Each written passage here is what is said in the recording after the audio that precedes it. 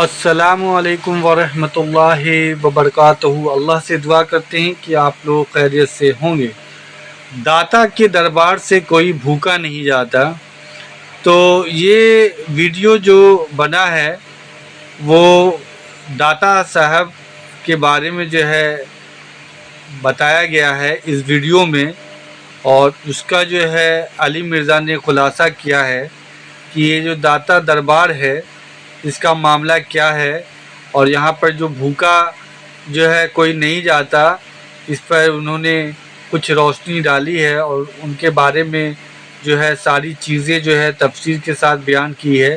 اور آپ دیکھیے اس ویڈیو کا جو معاملہ ہے وہ کیا ہے، اور اللہ ہم سب کو اللہ کے ساتھ کسی کو شریک کرنے سے بچا لے۔ اللہ کے ساتھ ہم سب کسی کو شریک نہ ٹھہرائیں۔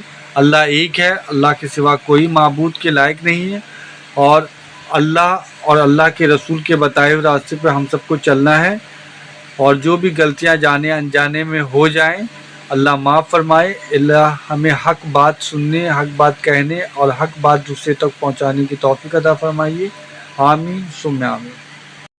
1000 سال ہویا بابا جی بھاٹی چوک داتا صاحب بیٹھ کے کتنی دنیا پال رہے تے جس ٹائم کوئی جاوے ہوئے اندروں بندے نہ پتر تے سیڑھیاں چڑھ دیا، جس شاید بھی نیت کرے نا دل کرنا بھئی ہن کھجوراں کھانیاں تے بندہ مزار دے پہنچدے پچھو آ کے بندہ کہنا اے لو جی کھجوراں لو جے کہے نا خالص دودھ دی کھیر کھانی تے اجے قرآن کھول کے بیٹھے ہی صحیح تے خالص دودھ کہن جی اے لو جی کھیر کھاؤ جی۔ کسے پتا یہ بابے کیا ہوتے ہیں؟ یہ بابوں کی شان یہ ہے کہ دنیا سے جانے کے بعد بھی ان کے در پر آنے والا بھوکا نہیں رہتا، جنہیں پتہ ہی نہیں بابا کون ہے، بولتا رہے بک بک کرتا رہے۔ اویس بھائی نے کہا کہ ان کی شان یہ ہے کہ یہاں سے کوئی بھوکا نہیں جاتا۔ اگر قرآن و سنت میں کسی شخص کے ولی اللہ ہونے کی دلیل، بزرگ ہونے کی دلیل یہ ہے کہ اس کے در سے کوئی بھوکا نہیں جاتا، تو پاکستان میں ان سے بڑے اولیاء اللہ بھی موجود ہیں اور زندہ موجود ہیں۔ ملک ریاض صاحب روزانہ 1 لاکھ بندہ ان کے دسترخوان سے کھاتا ہے۔ علی اجویری صاحب کے مزار پہ روزانہ 1 لاکھ بندہ نہیں آتا، زیادہ سے زیادہ 4-5 ہزار لوگ آتے ہیں، اور یہ بھی میں آپ کو ایگزیجریٹ کر کے بتا رہا ہوں، عرس کے دنوں میں زیادہ بڑھتے ہوں گے، آپ جا کے کیلکولیشن کر سکتے ہیں۔ داتا ملک ریاض، اور وہ زندہ ہے کئی سالوں سے۔ ان سے جو ہمیں باقی اختلافات ہیں وہ اپنی جگہ، لیکن یہ ان کی ایک اچھی چیز ہے کہ انہوں نے ایک چیریٹی کا سلسلہ شروع کیا ہوا ہے۔ تو انہیں کیوں نہیں داتا مان لیتے ہیں؟ کیونکہ دلیل تو آپ کی یہ ہے کہ لاکھوں لوگ کھا رہے ہیں، تو لاکھوں تو وہیں سے کھا رہے ہیں بھائی، آپ کے درباروں پہ تو ہزاروں کھاتے ہیں، یہاں روزانہ 1 لاکھ بندہ دسترخوان سے کھا رہا ہے۔ پھر بابا گرو نانک، اس کے مزار کے اوپر بھی لنگر جاری ہے، تو کیا یہ ان کی بزرگی کی دلیل ہوگا؟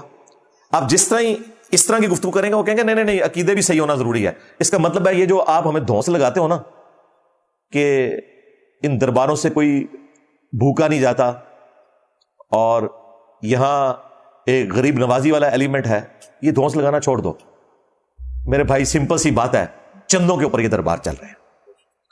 آج آپ ان کے چندے بند کر دیں، آپ کو کوئی صفائی کرنے والا بھی وہاں نہیں ملے گا، اور ان درباروں کا وہی حال ہوگا جو سندھ کے اندر، اندرون سندھ میں مساجد کا ہے۔ کئی مسجدیں ایسی ہیں، تبلیغی جماعت والوں نے اپنی کارگزاری میں خود سنایا کہ ان مساجد میں جب ہم گئے ہیں تو کئی جگہ کتوں کے بچے ہمیں نظر آئے ہیں، کتوں کی ماجگاہ بنی ہوئی ہیں مسجدیں، کیونکہ لوگ نماز پڑھنے نہیں جاتے تو ظاہر ہے وہ ایک ویرانہ بن جاتا ہے۔ سیم یہی حال ان مزاروں کا ہو جانا ہے، آپ کو صفائی کے لیے کوئی بندہ نظر نہیں آئے گا، کتے پھرتے نظر آئیں گے۔ ایک ریالٹی ہے، اسے کوئی گستاخی نہ سمجھے، ایک ریالٹی ہے۔ جب مسجدوں کے ساتھ یہ ہو رہا ہے تو دربار تو ہے ہی کوئی نہیں۔ ظاہر ہے دنیا کو اللہ نے اسباب کے ساتھ جوڑا ہے، نہ اللہ نے مساجد کی حفاظت کرنی ہے اور نہ بزرگ اپنے دربار کی حفاظت کر سکتے ہیں، ورنہ جتنی ہیروئن چرس اور بدکاری کے اڈے ان مزارات کے اوپر ہیں آپ کو کہیں اور نظر نہیں آئیں گے۔ پھر یہ کہنا چھوڑ دیں کہ بزرگ جو ہیں وہ دنیا کا نظام چلا رہے ہیں، ان سے اپنے مزار کا تو نظام چلتا نہیں ہے۔ جب یہ باتیں کریں کہتے ہیں کعبے میں بھی کریم گری تھی۔ میں یہ پوچھتا ہوں کہ آپ 2-4 سال پیچھے چلے جائیں، مسجد الحرام کے اندر ہی طواف کر رہے تھے، سارے کے سارے مسلمان تھے، اللہ کی عبادت کر رہے تھے، کرین اوپر سے آئی گر گئی، کئی مسلمان اس کے اندر شہید ہوئے، ساری دنیا نے دیکھا۔ وہاں پر اللہ کہاں چلا گیا تھا؟ جب جیسے یہ کہتا ہے نا کہ داتا صاحب اپنے مزار پر بم بلاسٹ کرنے والے کو نہیں پکڑ سکے، داتا صاحب کدھر چلے گئے تھے؟ تو میں اس سے یہ سوال کرتا ہوں کہ اس وقت اللہ کہاں تھا جب کرین گری، اتنے مسلمان شہید ہو گئے؟ اور ایک کعبے میں جو کرین گری تھی تو اللہ نے کب کہا کہ کعبے میں کوئی کرین گرے گی تو میں پکڑ لوں گا؟ وہ تو ایک سال اللہ نے یادگار کرنا تھا، جس سال نبی الاسلام کی پیدائش تھی، عام الفیل والا سال، ابرا کا لشکر تباہ ہوا، اس کے بعد کئی دفعہ خانہ کعبہ شریف کی توہین ہوئی ہے، اللہ تعالیٰ نے کوئی انٹروین نہیں کیا۔ یزید کے دور میں یزید پلید نے جو کچھ کعبے کے ساتھ کیا، اس کے بعد عبد الملک بن مروان کے دور کے اندر اور بعد میں بھی اللہ تعالیٰ نے کوئی انٹروین نہیں کیا۔ دنیا کو اللہ نے اسباب کے ساتھ جوڑا ہوا ہے، نہ کوئی بزرگ انٹروین کر سکتے ہیں، سیدھی سی بات ہے۔ ان کے پلے کوئی شے ہوتی تو یہ یوٹیوب کے اوپر، فیس بک کے اوپر جو رسول اللہ کے خلاف گستاخانہ ویڈیوز اور فلمیں ہیں وہ ڈیلیٹ کروا لیتے ہیں۔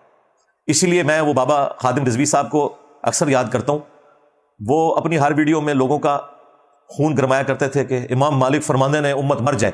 امام مالک کہتے ہیں امت مر جائے کہ نبی کی گستاخیاں ہو رہی ہیں اور امت روک نہیں رہی، اس سے بہتر ہے کہ امت مر جائے۔ امام مالک فرماتے تھے پھر امت زندہ کیوں ہے؟ پھر مر جائے ساری، پھر مر جائے ساری۔ پوری عالم اسلام اس وقت یا تو مر جائے، یا تو مر جائے سارا عالم اسلام، یا پھر حضور کی عزت پر پہرا دے۔ بس دو باتوں میں سے ایک بات ہے، بس یا سارا اکٹھا ہو کے مر جائے تو یا پھر فرانس کو جواب دے۔ تو میں نے کہا تھا بابا جی رکو ذرا، صبر کرو، پہلے تیرے بابے کیوں نہ مر جائیں جو نگاہیں مارا کرتے تھے؟ کیا انہوں نے اپنے نبی کا کلمہ نہیں پڑھا ان غداروں نے؟ آج جب مشکل وقت آیا یہ غدار چپ کر کے بیٹھ گئے، کل تک تو یہ نگاہیں مار کے اپنے مرید بھی جلا دیتے تھے، آج ان سے یوٹیوب سے ویڈیوز بھی ڈیلیٹ نہیں ہو رہی ہیں۔ تو پہلے وہ غوث کتب ابدال مر جائیں جن کے بارے میں تمہارے دعوے تھے نا کہ دنیا کا نظام چلا رہے ہیں، اور سب سے پہلے وہ غوث جس کی ڈیوٹی وہاں لگی ہوئی ہے یوٹیوب کی ہارڈ ڈسک کے اوپر، وہ مر جائے کہ اس نے نبی الاسلام کی گستاخیاں ہوتے ہوئے دیکھیں اور ڈیلیٹ نہیں کروا سکا۔ اور کچھ نہیں کوئی کر سکتا میرے بھائی، دنیا کو اللہ نے اسباب کے ساتھ جوڑا ہوا ہے، سیدھی سی بات ہے یار۔ سائنس نے پرانے بزرگوں کی مٹی پلید کر دی، آج کے لوگوں کی بھی مٹی پلید کر دی، اور سب سے بڑھ کر سائنس کی برکت سے آج ہم قرآن و سنت آپ کو سکرین پہ دکھا سکتے ہیں، اور یوٹیوب کی برکت سے آپ کے گھروں میں پہنچ جائیں گے اور آپ کو بتائیں گے کہ یہ رسول اللہ کا دین ہے اور یہ بابوں کا دین ہے، فرق بتائیں گے اس کا صلی اللہ علیہ وآلہ وسلم۔ تو یہ چندوں کے اوپر سارا سلسلہ چل رہا ہے، وہ چندے جمع ہوتے ہیں، انہی چندوں میں سے کچھ آپ کے اوپر لگا دیا جاتا ہے اور کچھ وہ زیادہ تر خود ہی کھا لیتے ہیں، محکمہ اوقاف کے لوگ یا وہاں کے ملازمین، جہاں درجنوں لوگ صرف نوٹ گننے کے اوپر بیٹھے ہوئے ہوں داتا دربار پہ۔ میں تو جاتا رہا ہوں، مجھے تو آئیڈیا ہے، ہم لوگ تو کئی دفعہ شب جمعہ وہیں گزارا کرتے تھے، یہاں جہلم سے ریل کار پہ جایا کرتے تھے، تو وہاں جو کچھ ہو رہا ہوتا ہے وہ ہمیں پتہ ہے، سب کچھ چندوں کے اوپر چل رہا ہے۔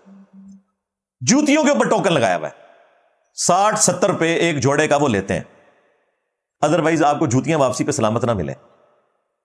اور آپ کو یہ کہانیاں سناتے تھے کہ بزرگوں کے مزار سے کوئی چھوٹی سی چیز بھی چوری کر کے چور نکلا تو وہ اندھا ہو گیا۔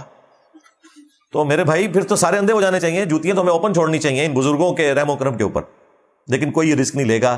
جو وہاں گئے ہیں انہیں بھی پتا ہے کہ بزرگ کوئی جوتیوں کی حفاظت نہیں کریں گے۔ تو یہ داتا دربار کا حال ہے۔ اور جیلم اکیڈمی میں الحمدللہ 300 400 500 لوگ آتے ہیں، سب کو جوتیوں کا ٹوکن ملتا ہے لیکن 1 روپیہ چارج نہیں کیا جاتا، سب کو ناشتہ ملتا ہے 1 روپیہ چارج نہیں کیا جاتا، ساروں کی گاڑیوں پر موٹر بائکس کے اوپر ٹوکن لگے ہوئے ہیں 1 روپیہ چارج نہیں کیا جاتا۔ اب بتاؤ کہ بڑا داتا کون سا ہے؟ میرے نبی سا ہے ہی کوئی نہیں، تیرے بابے تھے شاہی کوئی نہیں، یہ کہنا بنتا ہے نا۔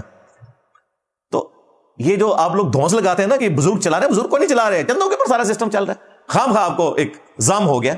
یہ اردو میں ہم لفظ بولتے ہیں زوم، ویسے لفظ عربی میں زام ہے۔ تو ٹھیک ہے، آپ ان ویژول تھنکنگ کے اندر اپنا وقت گزارتے رہے، ہم آپ کو سمجھا ہی سکتے ہیں۔